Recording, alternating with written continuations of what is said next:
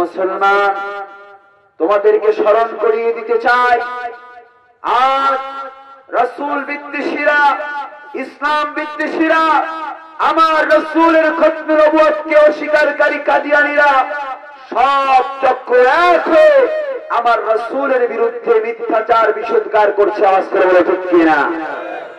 আমরা দেখলাম স্বাধীন সার্বভৌম 90% মুসলমানের জন্মভূমি সোনার বাংলাদেশের সংবিধানে নাস্তিক মুরতাদ ব্লগারদের বাঁচানোর জন্য আইন আছে, কিন্তু রাসূল বিদ্বেষী, রাসূলকে যারা শেষ নবী মানে না তাদেরকে কাফের বলার আইন এই সংবিধানে নাই। আওয়াজ করে বলে ঠিক কিনা? আজ যারা আমার রাসূলের আরশ চুম্বি, আমার রাসূলের আরশ চুম্বি সম্মানের মধ্যে যারা হীনমন্যতা নিয়ে যারা মিথ্যাচার করছে, আমার রাসূলের জীবন চরিত্রকে যারা কলঙ্কিত করছে, তাদেরকে বাঁচানোর জন্য আইন আছে। কিন্তু আমরা দেখলাম 90% মুসলমানের দেশে কিছু যুবক নাস্তিক ব্লগারদেরকে হত্যা করেছে, এর বিনিময়ে তাদেরকে ফাঁসির রায় দেওয়া হয়েছে। আজকে বলে ঠিক কিনা? আমরা জানিয়ে দিতে চাই, মুসলমান লোহার বুট, মুসলমান আমার রাসূলের পক্ষে, আমার রাসূলের বিরুদ্ধে যারা কথা বলবে তাদের বিরুদ্ধে যদি আইন পাস না হয়, মুসলমান তাদের তাজা প্রাণ রাজপথে ঢেলে দিতে প্রস্তুত। করে বলে ঠিক কিনা? ও মুসলমান, আপনি কোন দল করেন, আপনি কোন মতের অনুসারী সেটা আমরা দেখতে চাই না।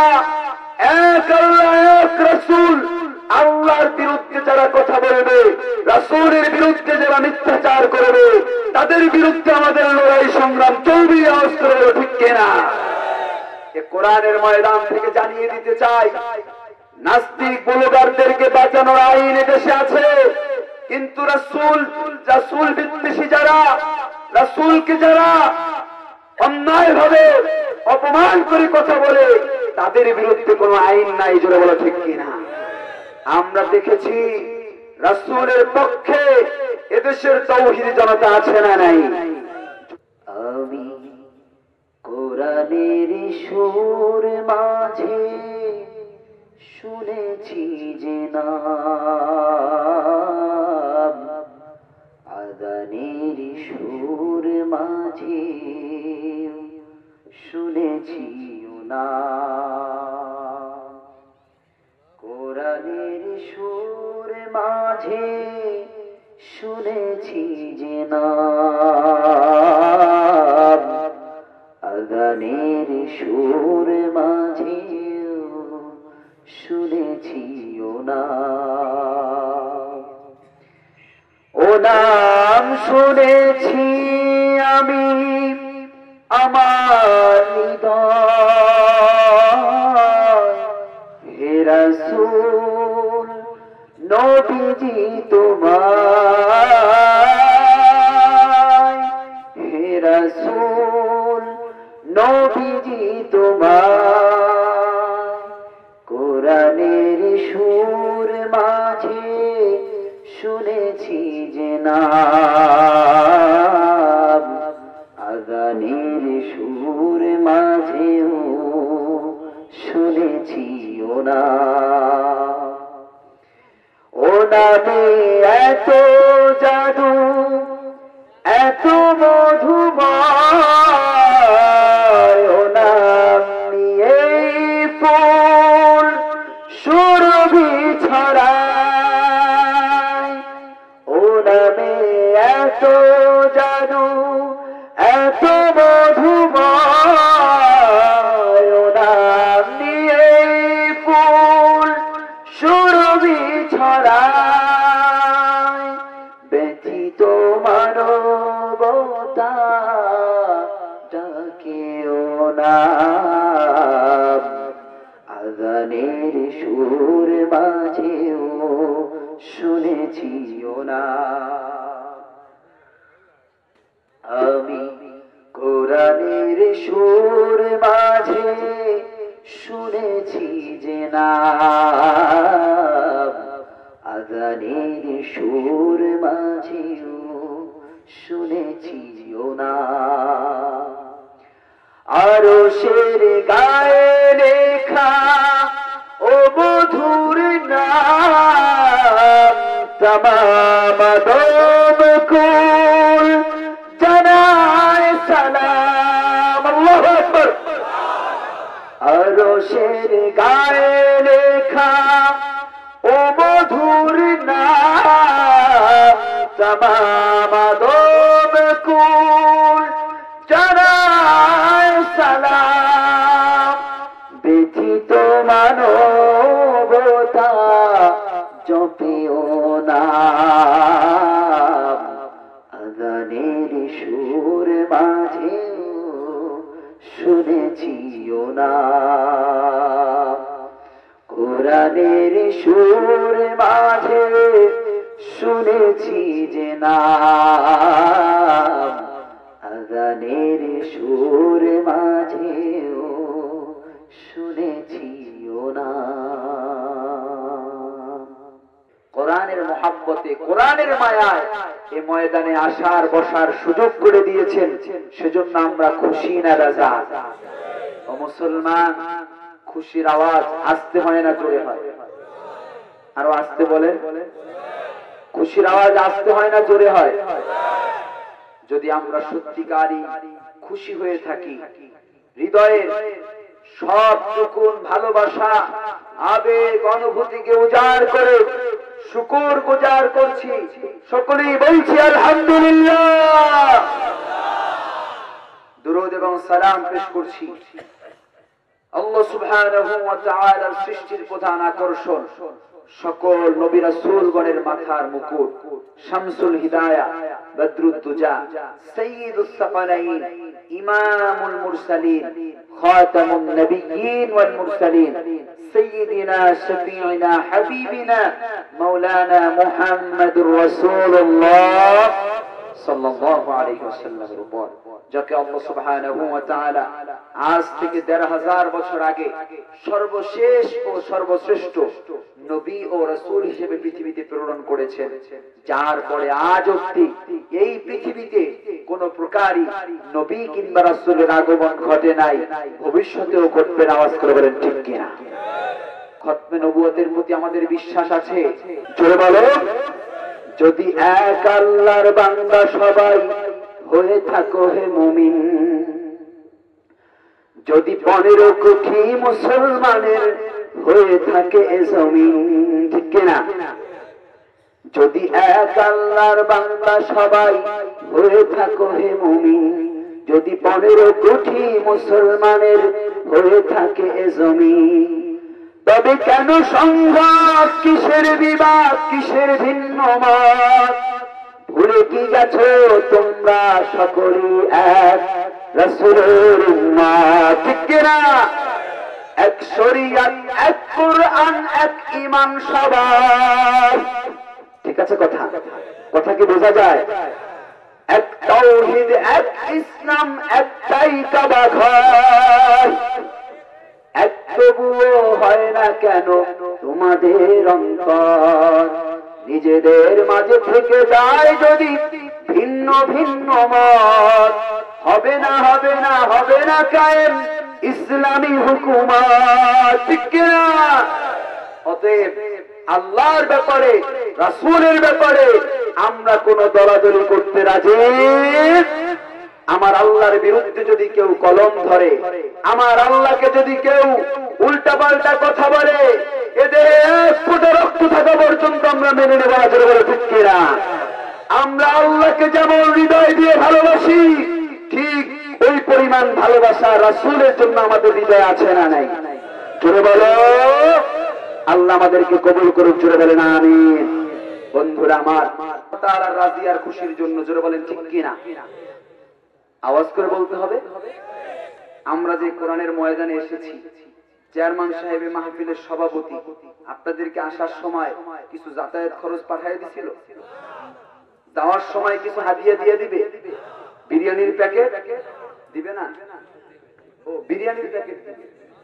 না একদম না খাওয়ায়া বিদায় করবেন আলহামদুলিল্লাহ কিন্তু বিরিয়ানির প্যাকেট না দিলেও আমরা আসতাম কিনা জোরে বলে বন্ধুরা আমার আমরা এই ময়দানে এসেছি আল্লাহ তাআলা খুশি, আল্লাহর রাসূল খুশি, কুল কায়নাত খুশি, বেজার হলো একজন শয়তানির রাজিম। কথা বলেন ঠিক কি না?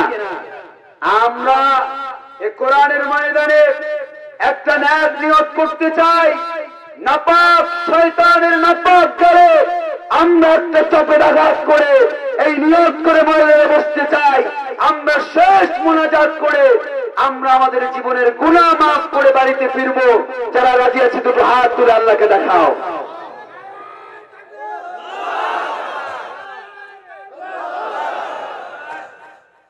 বন্ধুরা আমার,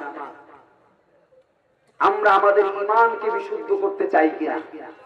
জোরে বলে, আমরা কি আল্লাহর জান্নাতে যেতে চাই? আমরা যদি জান্নাতে যেতে চাই,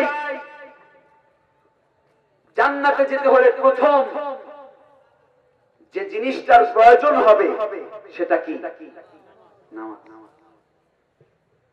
যদি নরেন্দ্র মোদী প্রতিদিন 5 ওয়াক্ত নামাজ পড়ে জান্নাতে যাবে না?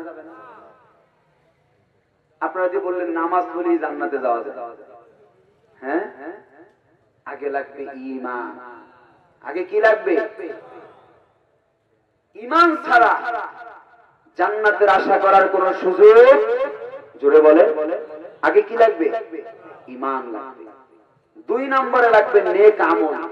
আর নেক আমলের মধ্যে সবথেকে গুরুত্বপূর্ণ নেক আমল হলো সালাত। ঠিক আছে, এবার বুঝে আসছে? তাহলে আগে কি লাগবে? ঈমান। কেউ যদি ঈমান আনার পরে নেক আমল করে তাইলে সে জান্নাতি। ঘোষণা করেছেন কে? আমার আল্লাহ তাআলা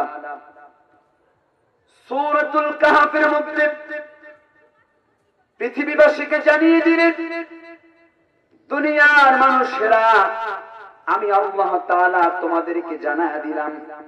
কোরআন খুলে দেখবেন সূরা কাহফ এর 107 নম্বর আয়াতে আল্লাহ তাআলা ওয়াদা করেছেন। জোরে বলেন, ওয়াদা করেছেন কে? আরো আসতে। এই রাস্তার ইঞ্জিনিয়ার আছে না? ইঞ্জিনিয়ার সই না দিলে টাকা পাওয়া যায়? ইঞ্জিনিয়ারের আগে সই দিতে হয়। ইঞ্জিনিয়ার যখন বলে হ্যাঁ যতটুকু সিমেন্ট দেওয়ার কথা দেয়া হয়েছে, যতটুকু রড দেওয়ার কথা দেয়া হয়েছে, রডের পরিবর্তে বাঁশ দেয় নাই, তাইলেই টাকা পাওয়া। ইঞ্জিনিয়ার যদি দুর্নীতিবাজ হয় তাহলে কেমন? তাইলে রাস্তা ভালো হবে? 2 দিন পর পর রাস্তার ইট খোয়া সব গাড়ির চাকার সাথে উঠে উঠে দৌড়াবে। ঠিক কিনা? মনোযোগ আছে আপনাদের? একজন ইঞ্জিনিয়ারের একটা গল্প বলি, দেখেন সবার ভালো লাগবে, মনটা ফ্রেশ করার দরকার আছে না? হ্যাঁ, ইঞ্জিনিয়ার একজন হলো ভালো। কি জবাব দেন? ইঞ্জিনিয়ার কি ভালো? ওই বেচারা রাস্তার কাজের জন্য এক এলাকায় এসে পড়েছে। সকালে দেখলো মিস্ত্রি কয়জন আসছে, কয়জনার কাজ করার কথা, সব ঠিক মতো আসে নাই। সকালে এসে একদম গরম, কি ব্যাপার? রাস্তার কাজ এরকম উল্টা পাল্টা করতেছো, আমি কিন্তু বিল পাস করবো না। এবার কন্ট্রাক্টর সহ সবাই খুব অ্যালার্ট হয়ে গেল। ইঞ্জিনিয়ারও অ্যালার্ট যে আমি চলে গেলে আবার ফাঁকি দিবা, আমি আর যাচ্ছি না। বুঝতেছেন তো? ভালো ইঞ্জিনিয়ার আছে না? কথা কয় না। যুবকরা তোমরা যদি কথা না বলো তাইলে ওয়াজ কিন্তু চলবে না। মোনাজাত দিয়ে দেবো হঠাৎ করে। যদি ওয়াজ শুনতে চাও তাহলে আওয়াজ দেয়া লাগে। ওয়াজ শুনতে চাইলে আওয়াজ জোরে বলো। ইঞ্জিনিয়ার এতটাই মনোযোগ দিয়ে কাজ পরিদর্শন করতেছে, কিছুক্ষণ পরে ইঞ্জিনিয়ার লক্ষ্য করলো যে তার মাথা ব্যথা করতেছে। কি ব্যথা করতেছে? ঘড়ির দিকে তাকায় দেখে বিকাল 4টা। কয়টা? ইঞ্জিনিয়ার খেয়াল করলো, আয় হায় আমি কাজে মনোযোগ দিলাম, দুপুরে যে আমার লাঞ্চ করতে হবে, দুপুরে যে খেতে হবে তাই তো আমার মনে নাই। এখন মানুষ যদি না খায় তাইলে তার চোখ ব্যথা করে, মাথা ব্যথা করে, পেট ব্যথা করে। ঠিক কিনা? কথা কয় না। বাঁচার জন্য খাওয়ার দরকার আছে না নাই? কিন্তু আমরা দেখি কিছু কিছু মানুষ বাঁচে শুধু খাওয়ার জন্য। কথা কয় না। আছে না নাই? খাইতে খাইতে পেট এত বড়, এরপরে এমনি করে চুল খেতে পারে না, আর একটা দিয়ে ধার দিয়ে চুলকান লাগে। আছে না নাই? এক পেটওয়ালা কয়েকদিন আগে মারা গেছে না? কি নাম? হ্যাঁ, দেওয়ানবাগী চিনেন না? ওর প্যাট এমনি পাওয়া যায়। হ্যাঁ, ও প্যাটের মধ্যে হাতি ঢুকছিল, ঠিক কিনা? কথা হ্যাঁ, চেয়ারম্যান সাহেব 300 কেজি ওজন। এটা হলো জাহান্নামের কীট। যদি জাহান্নামে দেখতে চান তাহলে দেওয়ানবাগিরে দেখবেন, তাইলেই বুঝবেন। কারণ কোরআনে আল্লাহ বলছে যারা দুনিয়ায় হালাল হারাম না বেঁচে শুধু হারাম খাইবে, কিয়ামতের ময়দানে ওর পেট কি হবে? কথা কয় না? আল্লাহ দুনিয়ায় দেখায় দিয়েছে যে দেখ, যারা আল্লাহর বিরুদ্ধে কথা বলে, রাসূলের বিরুদ্ধে কথা বলে, রাসূলের বিরুদ্ধে গিয়ে তামাশা করে, এদের অবস্থা দুনিয়ায় এমনই হয়। কথা কয় না? মুসলমান মনোযোগ আছে? কার কথা বলতেছিলাম? ইঞ্জিনিয়ার। এই তো মনে আছে। ঘুমাইতেছে কারা কারা? হাত তোলে। সবাই সজাগ? আল্লাহু আকবার। সজাগ আছে? টেস্ট করি। ইঞ্জিনিয়ার ওই লোকজনের কাছে জিজ্ঞাসা করলো, এই ভালো খাবার কোথায় পাওয়া যায়? তো লোকজন বলতেছে এই যে কাছেই নতুন বাজার চাটমোহর, নাকি? চাটমোহর গেলে বড় বড় হোটেল আছে না? ইঞ্জিনিয়ার হোটেলে যাইতে যাইতে আরো 10 মিনিট পার হয়ে গেছে। 4:30। কয়টা? টেবিল পরিষ্কার করো, দ্রুত খাবার দাও। মিস্ত্রি কইরে আল্লাহ 4টার সময় এসে এত তাড়াহুড়া করতেছে। তো যাই হোক, পরিষ্কার করে এক প্লেট ভাত দিছে, সাথে একটা লেবু দিছে। কি দিছে? আপনাদের দেশে হোটেলে লেবু দেয়? ভাতের সাথে লেবু দেয়। এখন ইঞ্জিনিয়ার লেবু চাপতেছে কিন্তু রস নাই। মাথা ঠান্ডা না গরম? আসতে বলে ইঞ্জিনিয়ার ভাই, মেসিয়ারের দিকে আসুন। লেবু চাপতেছি, রস নাই, আমার সাথে ফাইজলামি। এই রাস্তার ইঞ্জিনিয়ার আমি, আমার সাথে যদি উল্টা পাল্টা করো তাইলে আমি তো সাইন করব না। রাস্তা এরকম মাটিরই থাকবে, পিচ ঢালাই আর সম্ভাবনা। কথা কয় না? মেসিয়ার বলতেছে, স্যার এই কথা আমাকে বলে লাভ। এই কথা কাক বলতে হবে? ওই ম্যানেজারকে বলে। বলে দাও তোমার ম্যানেজারকে ডেকে নিয়ে আসো। ম্যানেজার আসছে, বলতেছে এই ম্যানেজার, তুমি আমাকে লেবু দিছো, লেবুতে রস নাই। ম্যানেজার বলতেছে, স্যার আপনি বিকাল 4:30টায় খাইতে আসতেন, আমাদের এখানে দুপুরের লাঞ্চ শুরু হয় দুপুর 12টায়। কয়টায়? 12টা থেকে 4টা পর্যন্ত যে খাবার আছে তাই তো ভালো, আবার লেবুও খুঁজেন। আপনার আগে এই লেবু আরো 4 জন চাপছে। 2, 3, 4 বক্তা সন্ধ্যার পর থেকে লেবু চাপা শুরু করছে। আর কত রস? রস আছে? আছে? সত্যি রস আছে? একবার একটু দেখান তো রস আছে কতটুকু? লিল্লাহি তাকবীর। কার মেরে বলুন লিল্লাহি তাকবীর। আল কোরআনের আলো, জবেরপুরের মাহফিল, জবেরপুরের মাহফিল আল্লাহ কবুল করুন। চলে বলেন আমিন। বলছিলাম ঈমানের কথা। কিসের কথা? ঈমানের কথা। আমার আল্লাহ তাআলা ওয়াদা করলেন,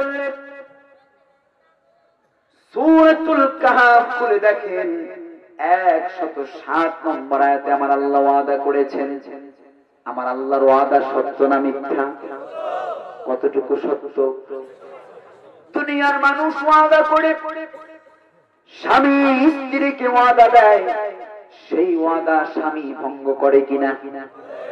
পিতা পুত্রের সঙ্গে চুক্তি করে, সেই চুক্তি ভঙ্গ করে কিনা? কথা বলে না?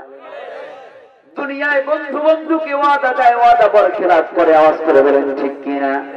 এজন্য আমাদের দেশে একটা প্রচলিত কথা চলে আসছিল, কেউ কথা রাখে নাই। হ্যাঁ, বিশেষ করে আমাদের দেশের নেতা এমপি যারা, এরা সহজে কথা রাখে। এজন্য আমাদের দেশের একজন প্রখ্যাত সঙ্গীত শিল্পী আজকে নাই। দোয়া করি আল্লাহ তাকে জান্নাতুল ফেরদাউস দান করুন। সকলে বলে আমিন। তিনি আমাদের দেশের নেতাদের চরিত্র নিয়ে একটা গান লিখছিলেন, একটু শোনাবো? শুনবে? হ্যাঁ, কারা কারা শুনবেন? আল্লাহু আকবার। গরম ভাতে বিলাই বেজার উচিত কথায় মা ওই বেজা কইতে গেলে কীর্তি রাজার মনে লাগে ভয় আমরা গরিব আমাগিরি দেখার মতো কেউ নাই আমরা গরিব আমাগিরি দেখার মতো কেউ নাই ঠিক কিনা গরম ভাতে বিলাই বেজার উচিত কথায় মা ওই বেজা কইতে গেলে কীর্তি রাজার মনে লাগে ভয় আমরা গরিব আমাগের দেখার মতো কেউ নাই আমরা গরিব আমাগের দেখার মতো কেউ নাই ভোটের আগে চান্দু চাচাই কইলো আমাগের এমপি যদি হতে পারি দেব গোলা ভরে আসতে বলেন ভোটের আগে চান্দু চাচাই কইলো আমাগের এমপি যদি হতে পারি দেব গোলা ভরে এমপি হয়ে এখন দেখি চাচার নাঙলকে দাবায় আমরা গরিব আমাগের দেখার মতো কেউ নাই আমরা গরিব আমাগের দেখার মতো কেউ নাই একদিন দেখি চান্দু চাচার সোনার ছেলেরা চান্দার জন্য বাপের মাথায় বসাইলো সোরা ঠিক কিনা একদিন দেখি চান্দু চাচার সোনার ছেলেরা চান্দার জন্য বাপের মাথায় বসাইলো ছোরা থানায় গেলাম মামলা দিতে সেনে যায় কেউ নাই আমরা গরিব আমাদের দেখার মতো কেউ নাই আর কত কালে রন্ধকা খাবি রে তোরা আয়নারে ভয়া খয়ে যাই খেদায় সব চোরা ঠিক কিনা আর কত কালে রন্ধকা খাবি রে তোরা আয়নারে ভয়া খয়ে যাই খেদায় সব চোরা এদেশ থেকে তারাই ওদের গামছাটা বাঁধে মাথায় আমরা গরিব আমাদের দেখার মতো কেউ নাই গরম ভাতে বিলাই বেজার উচিত কথায় মাউই বেজা কইতে গেলে কীর্তি রাজার মনে লাগে ভয় আমরা গরিব আমাদের দেখার মতো কেউ নাই ঠিক কিনা ও মুসলমান আইনুদ্দিন আল আজাদ রাহিমাহুল্লাহ দুনিয়ায় নাই কিন্তু তার এই কথা সত্য না মিথ্যা জোরে বলো আল্লাহর একজন মুখলেস বান্দা ছিল তার গানে গানে এদেশের যত মিথ্যা যত বানোয়াট যত দুর্নীতিবাদ সব কিছু ফুটে উঠেছিল জোরে বলো ঠিক কিনা বন্ধুরা আমার তিনি সেই সময় বলেছিল স্বাধীনতা চাইনি আমি এই স্বাধীনতা স্বাধীনতা পাইনি আমি সেই স্বাধীনতা ঠিক না স্বাধীনতা চাইনি আমি এই স্বাধীনতা স্বাধীনতা পাইনি আমি সেই স্বাধীনতা যাহা চেয়েছি তাহা পাইনি আমি পেয়েছি যাহা চাইনি যাহা চেয়েছি তাহা পাইনি আমি পেয়েছি যাহা চাইনি তাই তো আমি বিদ্রোহী আর কথাগুলো বেআইনি স্বাধীনতা চাইনি আমি এই স্বাধীনতা স্বাধীনতা পাইনি আমি সেই স্বাধীনতা ঠিক কিনা আজ স্বাধীনতা যেন দুর্নীতিবাজদের সিদ্ধ হস্ত কলম আজ স্বাধীনতা মানে হরতাল থেকে রাজপথ রাখা গরম ঠিক কিনা আজ স্বাধীনতা যেন দুর্নীতিবাজদের সিদ্ধ হস্ত কলম আজ স্বাধীনতা নামে হরতাল থেকে রাজপথ রাখা গরম এদিকে দ্রব্যে মূল্যে আগুন মুখে যায় না ভাত সারের লাগি কৃষক মরে অনাহারে কাটে রাত ঠিক আছে কথা এদিকে দ্রব্য মূল্যে আগুন মুখে যায় না ভাত সারের লাগি কৃষক মরে অনাহারে কাটে রাত ওই কৃষকের মুখে করুণ কান্না শুনিতে আমি চাইনি ওই কৃষকের মুখে করুণ চাহনি দেখিতে আমি চাইনি তাই তো আমি বিদ্রোহী আর কথাগুলো বেআইনি স্বাধীনতা চাইনি আমি এই স্বাধীনতা, স্বাধীনতা পাইনি আমি সেই স্বাধীনতা। ঠিক কিনা? চলবে? আজ স্বাধীনতা যেন আমার হাতের পান্তা ভাতার মোয়া, আজ স্বাধীনতা মানি শহীদ মিনারে ফুলের মোহরা দেয়া। কথা ঠিক আছে? আজ স্বাধীনতা যেন আমার হাতের পান্তা ভাতার মোয়া, আজ স্বাধীনতা যেন শহীদ মিনারে ফুলের মোহরা দেয়া। এদিকে শহীদ মা জননী ব্যথায় কাতর বুকে, জীর্ণ শীর্ণ নিঃস্ব হয়ে মরিছে ঢুকে ঢুকে। ওই শহীদ মায়ের করুণ কান্না দেখিতে আমি চাইনি, ওই শহীদ মায়ের করুণ কান্না শুনিতে আমি চাইনি। তাই তো আমি বিদ্রোহী আর কথাগুলো বেআইনি। ঠিক আছে বন্ধুরা, আমার এদিকে আর গেলাম না। সত্য কথা বললে আমরা যুদ্ধ অপরাধী হয়ে যাব, কথা কয় না? হ্যাঁ, কিন্তু আমাদের তো সত্য বলতেই হবে। সত্য থেকে আমরা পালাতে পারি? বন্ধুরা আমার, আল্লাহ তাআলা ওয়াদা করেছেন, আল্লাহ জানায়া দিলেন, গোলাম আমার ওয়াদা হলো সত্য। আল্লাহর ওয়াদা কি? ওয়াদাল্লাহি হক, আল্লাহর ওয়াদা সত্য। আল্লাহ বললেন, ইন্নাল্লাহা লা ইউখলিফুল মিআদ। গোলাম জেনে নাও, আমি আল্লাহ তোমার সঙ্গে, তোমাদের সঙ্গে ওয়াদা করছি, আমি আল্লাহ ওয়াদা ভঙ্গকারী, আমি আল্লাহ কখনোই ওয়াদা ভঙ্গ করি না। জোরে বলে আল্লাহু আকবার। আমার বন্ধুরা, সূরা কাহফের 107 নম্বর আয়াতে আমার আল্লাহ ওয়াদা করলেন, আমার আল্লাহ বলেন, ইন্নাল্লাযীনা আমানু ওয়া আমিলুস সালিহাতি কানাত লাহুম জান্নাতুল ফিরদাউসি নুজুলা। আমার আল্লাহ বললেন, নিশ্চয়ই যারা ঈমান এনেছে, ইন্নাল্লাযীনা আমানু ওয়া আমিলুস সালিহাত, ঈমান আনার পরে যারা নেক আমল করে, ভালো কাজ করে, আমার আল্লাহ তাদের সঙ্গে ওয়াদা করলেন। দুনিয়ার মানুষেরা শোনো, আমার আল্লাহ বললেন, কানাত লাহুম জান্নাতুল ফিরদাউসি নুজুলা। আমি আমার ওই বান্দা বান্দিকে আমার জান্নাতুল ফিরদাউসের মেহমান বানায়া দেব। আল্লাহু আকবার। ওয়াদাটা করেছেন কে? যারা ঈমান আনার পরে নেক কাজ করবে তাদের জন্য কি আছে? জোরে বলেন। কিন্তু নেক আমল ছাড়াও শুধু ঈমানের দ্বারা জান্নাত পাওয়া, এরা কই যাবে? আমি বললাম যাবে। শুধু ঈমানের দ্বারাও জান্নাত পাওয়া যাবে। রাসূল করিম সাল্লাল্লাহু আলাইহি ওয়াসাল্লাম উহুদের ময়দানে কিছু সাহাবায়ে কেরামদেরকে নিয়ে যুদ্ধে আছে। এমন সময় এক অমুসলিম তার বাড়িতে আসলেন। বাড়িতে এসে উঠোনে দাঁড়িয়ে থেকে বললেন, আমার অমুক চাচা কোথায়? আমার অমুক চাচাতো ভাই কোথায়? ঘর থেকে জবাব আসলো, তোমার অমুক চাচা রাসূলের পক্ষে জিহাদ করার জন্য উহুদের ময়দানে আছে।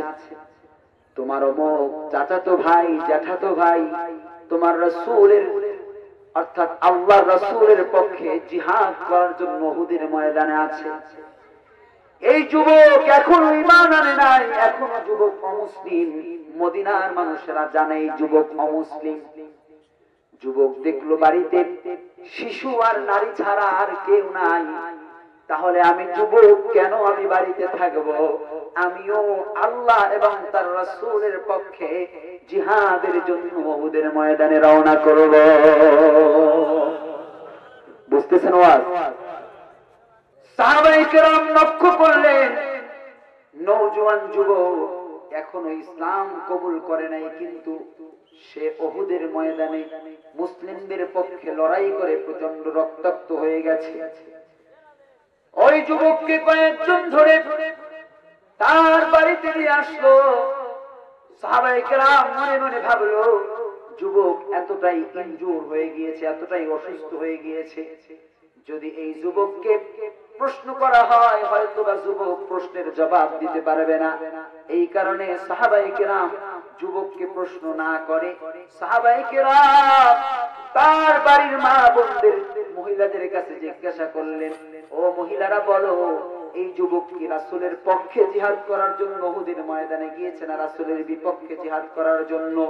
এই কথা যখন সাহাবায়ে কেরাম জিজ্ঞাসা করলেন, ওই যুবক জবাব দিয়ে বললেন, ও নবীর সাহাবীরা শোনো, আমি আমার রাসূলের পক্ষে জিহাদ করার জন্য উহুদের ময়দানে গিয়েছি। আমি আল্লাহ এবং তার রাসূলের পক্ষে। জোরে বলেন সুবহানাল্লাহ। সাহাবায়ে কেরামের মধ্যে অনেকে আমার রাসূল জান্নাতি ঘোষণা করেছে। আমার রাসূল বললেন, সাহাবীরা তোমরা সাক্ষী থাকো, এই যুবক আল্লাহর জান্নাতের মেহমান। ও মুসলমান, প্রশ্ন হলো, এই যুবক কয় ওয়াক্ত নামাজ পড়ছে? এক ওয়াক্ত না। ঈমান আনলো আর শাহাদাতের তামান্নায় ইসলামের জন্য জীবনটা দিয়ে দিল। বিনিময়ে আল্লাহ কি দিলেন?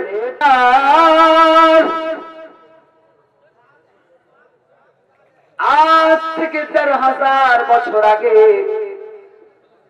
এই পৃথিবী ভালো ছিল না মন্দ ছিল? ও মুসলমান, ওই ১৩,০০০ বছর আগের মানুষগুলো যেমন মন্দ ছিল, আজও এই পৃথিবীতে কিছু মন্দ মানুষের আবির্ভাব হয়েছে, যারা ১৩,০০০ বছর আগের মানুষের চাইতেও খারাপ। জোরে বলো ঠিক কিনা?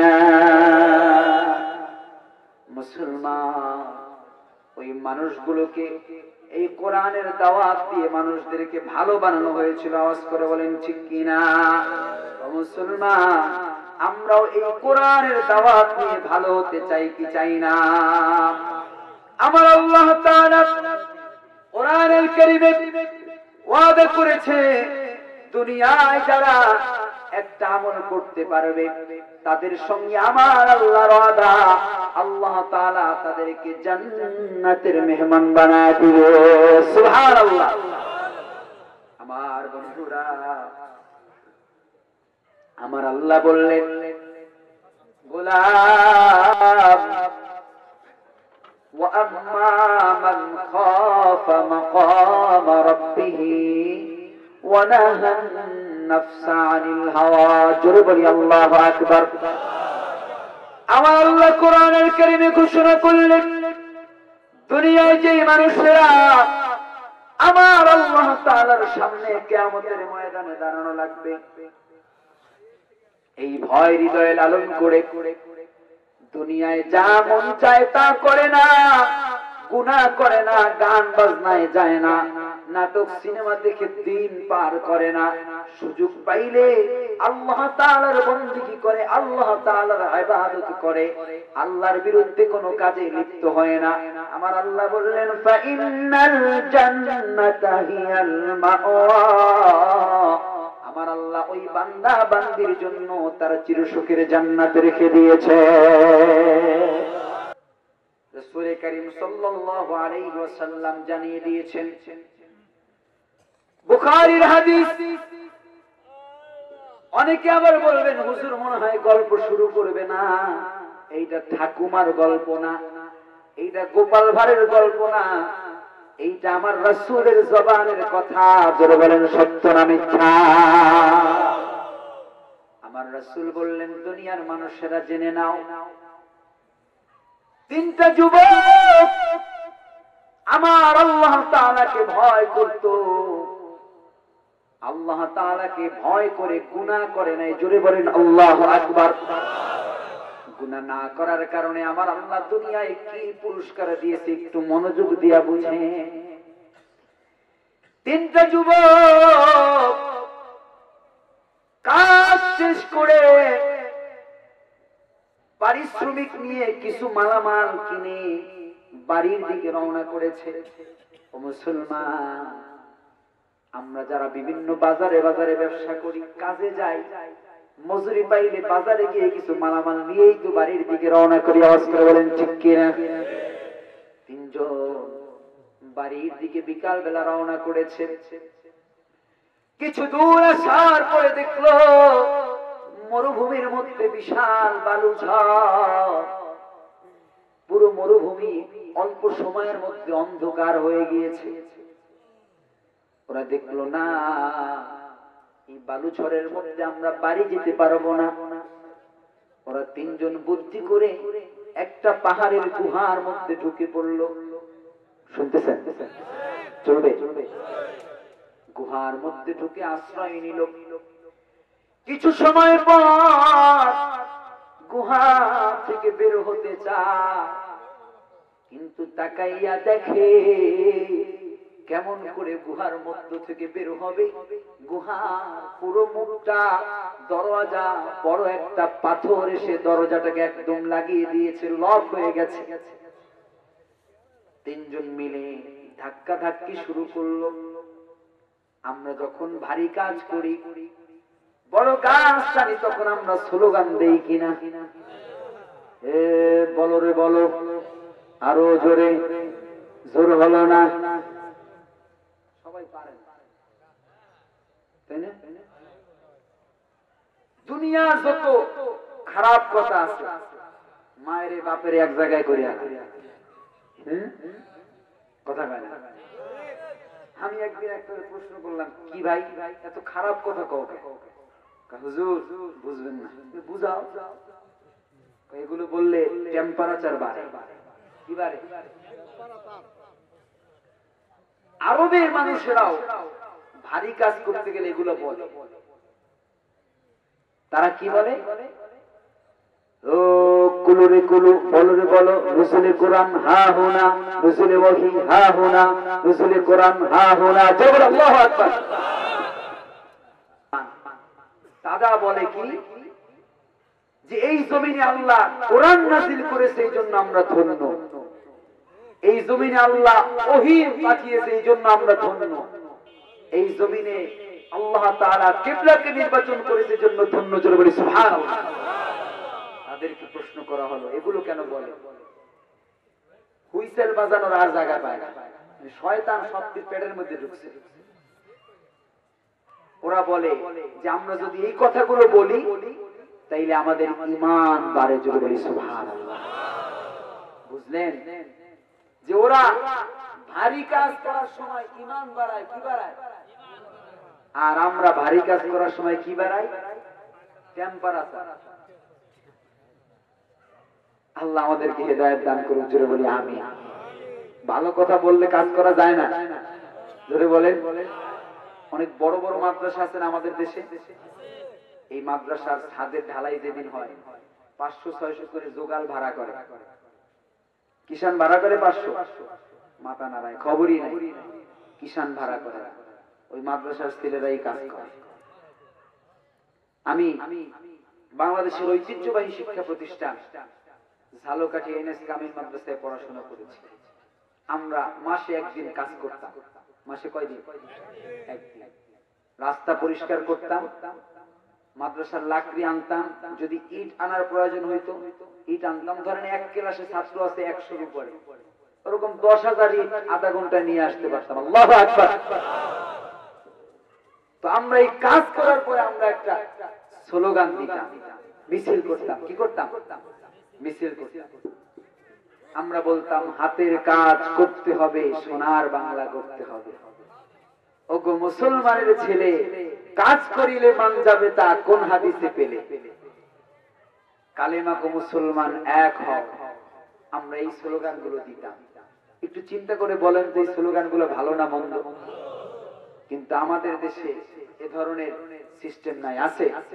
এটাকে যদি গ্রামে যদি একটা টিম থাকতো যে মাসে একদিন রাস্তা পরিষ্কার করবে, মসজিদটাকে সুন্দর করে ঝাড়ু দিবে, একদিন কবরস্থানটা সুন্দর করে পরিষ্কার করবে, এরপর এলাকায় একটা স্লোগান দিবে, হাতের কাজ করতে হবে, সোনার বাংলা করতে হবে।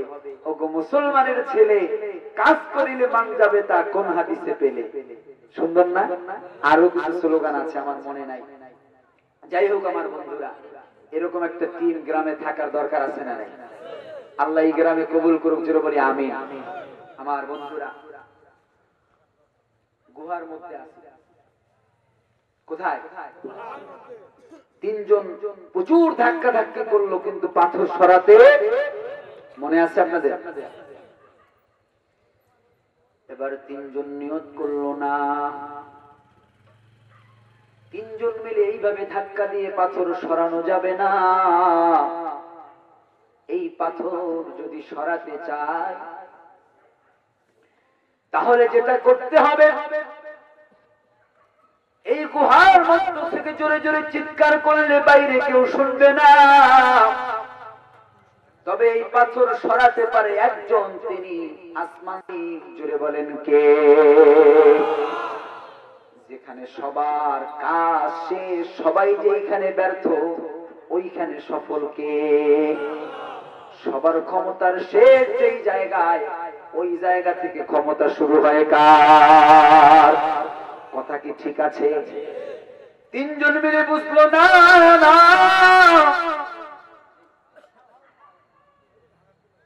এমন হলে চলবে না, আমরা একমাত্র আল্লাহর সাহায্য চাই। আল্লাহ যদি আমাদেরকে মাফ করে তাইলে আমরা গুহার থেকে বের হতে পারবো। আওয়াজ করে বলেন ঠিক কিনা? একজন বলল, রে বন্ধু, আমার জীবনে একটা ভালো কাজের কথা মনে পড়ে, এই ভালো কাজের উসিলা করে যদি আল্লাহর কাছে দোয়া করি তাইলে হয়তো আল্লাহ মাফ করে দিতে পারে, এই গুহা থেকে আমাদেরকে বের হওয়ার সুযোগ করে দিতে পারে। আওয়াজ করে বলেন ঠিক কিনা? ওই লোক বলতেছে, আমি একদিন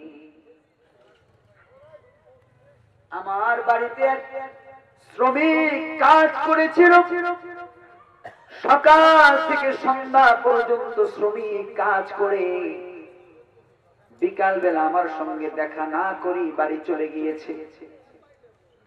আমি শ্রমিককে তার পারিশ্রমিক দিতে পারি নাই, আমি খুঁজেও পেলাম না।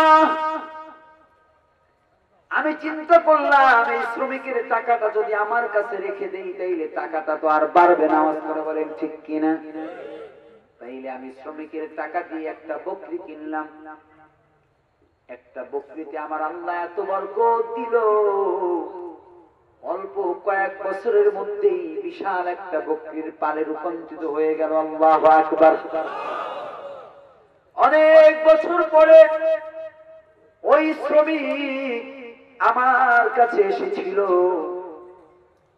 ইসলামের মূলনীতি, ইসলামের আইন হলো, কোন শ্রমিক যদি কারো বাড়িতে কাজ করে, শ্রমিকের মাথার ঘাম মোছার আগে তার পারিশ্রমিক দিয়ে দেয়া। জোরে বলি সুবহানাল্লাহ। কিন্তু আমরা 3 দিন কাজ করলে 2 দিনের টাকা দিয়ে 1 দিন বাকি রাখি কিনা?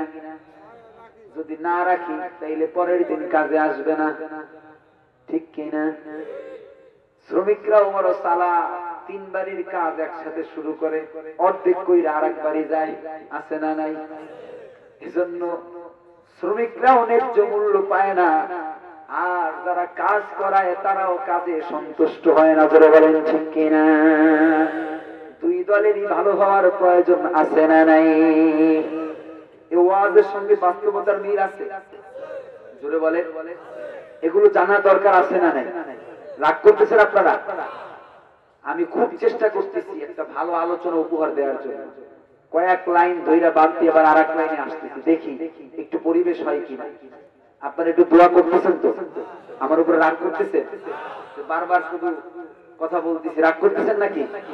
আমি ইচ্ছা করে বলতেছি না। আপনারা ইউটিউবে দেখবেন আমার 2 ঘন্টা 2.5 ঘন্টার ওয়াজ আছে, আরে নিঃশ্বাস নেওয়ার সময় পাই না। হাজার হাজার মানুষ থাকে, কথা বলে আনন্দ পাওয়া যায়। আর তার পাশে যদি শুধু ডিস্টার্ব হয় তাহলে আনন্দ পাওয়া যায়? ডিস্টার্ব হয় না ভাই? কথা বলেন। আপনারা রাগ করে আছেন আমার উপর? যারা রাগ করেন নাই, আমার আল্লাহকে একবার ডাক দেন, লিল্লাহি তাকবীর। তাহলে একটু বলি, সাহস দিলেন তো? ওই লোক বলতেছে অনেক বছর পরে ওই শ্রমিক আমার কাছে ফিরে আসলো। ওই শ্রমিক এসে বলে, মালিক, অনেক বছর আগে আমি আপনার বাড়িতে কাজ করেছিলাম, কিন্তু মজুরি না নিয়ে আমি চলে গিয়েছি। আজকে আমি বড় বিপদে পড়েছি, আপনি যদি আমার মজুরিটা ফেরত দিয়ে দিতেন আমি বড় খুশি হতাম। আল্লাহু আকবার। ওই লোক বলতেছে, ওই যে মরুভূমির মধ্যে বিশাল বকরির পাল দেখা যায়, নিয়ে যাও। শ্রমিক অবাক হলো, মনে একটু কষ্ট পেল। কষ্ট পেয়ে বলল, মালিক, অল্প কিছু টাকা আপনার কাছে পাই, এই টাকা কয়টা দিলে আপনার তো টাকা পয়সা কমে যাবে না? টাকা কয়টা দিলে আমি উপকৃত হব? আমি গরিব, তাই বলে আপনি আমার সঙ্গে দুষ্টামি ফাজলামি করতেছেন। আমি তো ওই বকরি আপনার কাছে চাই নাই, আমি আপনার কাছে আমার পারিশ্রমিকের মজুরিটুকু চেয়েছি, এটা দিলেই তো আমি খুশি হই। ওই লোক বলতেছে, যাও মরুভূমির সব ছাগল নিয়ে যাও। এবার ওই শ্রমিক একটু রাগ করে বললেন, বড় অল্প কয়টা টাকা পাবো, দিলে দিবেন, ফাজলামি কেন করেন? না দিলে বলেন চলে যায়। যখন রাগ করলো, ওই লোক বলতেছে, আমি ওরে আমার কাছে ডাকলাম, মাথায় হাত দিয়া বললাম, না রে শ্রমিক, না, আমি তোমার সঙ্গে দুষ্টামি করি নাই, ফাজলামিও করি নাই। তোমার ওই পরিশ্রমিকের টাকা দিয়ে আমি একটা বকরি কিনেছিলাম, আমার আল্লাহ বিশাল বকরির পালে রূপান্তরিত করে দিয়েছে। রে শ্রমিক, ওই বকরির মালিক আমি না, ওগুলোর মালিক তুমি। যাও, সবগুলো বকরি নিয়ে যাও। ওই লোক আল্লাহর কাছে বলতেছে, মালিক, ওই দিন আমি চাইলে যতটুকু টাকা আমার কাছে পায় ওটা ফেরত দিলেই হয়ে যেত, ওই শ্রমিক চলে যেত, কোনো ঝগড়া করতো না। একটা বকরি দিলেও চলে যেত, কোনো ঝগড়া করতো না। আওয়াজ করে বলেন ঠিক কিনা? পৃথিবীর কেউ জানতো না, জানতে শুধু আমার আল্লাহ। আমার আল্লাহকে ভয় করে, আমার আল্লাহ জানে, এই ভয় হৃদয়ে লালন করে আমার আল্লাহর আদালতে হিসাব দেওয়া লাগবে, আল্লাহর দরবারে আমাকে দাঁড়াতে হবে, এই চিন্তা হৃদয়ে লালন করে আমি সব বকরি দিয়ে দিয়েছিলাম। ও মালিক, এই আমলটা যদি তোমাকে ভয় করে আমি করে থাকি, এই আমলের উসিলায় আমাদের তিনজনকে এই গুহার মধ্য থেকে বের করে দাও। আল্লাহু আকবার। বলতে দেরি, তাকাইয়া দেখে গুহার মুখ থেকে পাথরটা অনেকখানি সরে গিয়েছে। ও মুসলমান, আপনাদের কাছে আমার প্রশ্ন, আপনার আমার জীবনে পাথর আছে না নাই? আছে। কয়টা? মেলা। এরা ওয়াজ খুব ভালোই বোঝে, আলহামদুলিল্লাহ কর। আমাদের জীবনেও পাথর। আরে যুবক, তুমি বলো, হুজুর আমার জীবনে পাথর পাইলেন কই? পাবনার মানুষ, সিলেট হইলে না হয় যে একটা পাথর টাথর থাকে, ঠিক কিনা? এ পাথর শুধু পাথর না, এটা তোমার জীবনের কষ্ট, তোমার জীবনের অভাব, তোমার জীবনের একটা চাকরির প্রয়োজন, তোমার জীবনে চাকরি নাই, এটাও তো তোমার জীবনে একটা পাথরের মতো, ঠিক কিনা? তোমার ঘরে খাবার নাই, এটাও তো তোমার জীবনে একটা পাথরের মতো, ঠিক কিনা? তোমার বাবা অসুস্থ, তার চিকিৎসার জন্য অনেক টাকার দরকার, কিন্তু তোমার টাকা নাই, এটাও তো একটা পাথরের মতো আযাব। জোরে বলেন ঠিক কিনা? ও মুসলমান, আল্লাহর রাসূল বললেন, বনি ইসরাইলের যুগে ওই ব্যক্তি তার শ্রমিকের পারিশ্রমিক পুরোপুরি দিয়ে দেওয়ার কারণে আমার আল্লাহ যদি তাকে মাফ করতে পারে, তার বিপদের সময় পাথর সরায় আল্লাহ বের করার ব্যবস্থা করে দিতে পারে। ও মুসলমান, চিৎকার মেরে বলো, ওই আল্লাহ এখনো আছে না নাই? আরো জোরে। ও মুসলমান, ওই আল্লাহ যদি এখনো থাকে তাইলে আরো একবার জবাব দাও, আমরাও যদি শ্রমিকের পারিশ্রমিক পুরোপুরি আদায় করে দেই তাইলে আপনার আমার জীবনের বড় বড় পাথরগুলো আল্লাহ সরিয়ে দিতে পারে কি পারে না? মুসলমান, বাকি দুইজনের বিশ্বাস আরো দৃঢ় হয়ে গেল যে আল্লাহকে ভয় করে কোন কাজ যদি করি, কোন নেক আমল যদি করি, সেই নেক আমলের উসিলায় আল্লাহ তাআলা এই গুহা থেকে আমাদেরকে বের করে দিতে পারে কি পারে না? আসতে বলেন, জবাব দেবেন। এই ওয়াদা করছিলেন, এখনই সবাই জিমায়া পড়ছেন। ও মুসলমান, 2 নম্বর, ওই লোক ডাক দিয়া বলে, আমার জীবনে আমি সুযোগ পাওয়ার পরও একটা গুনাহ করি নাই। জোরে বলি আল্লাহু আকবার। বলে, আমি যখন যুবক ছিলাম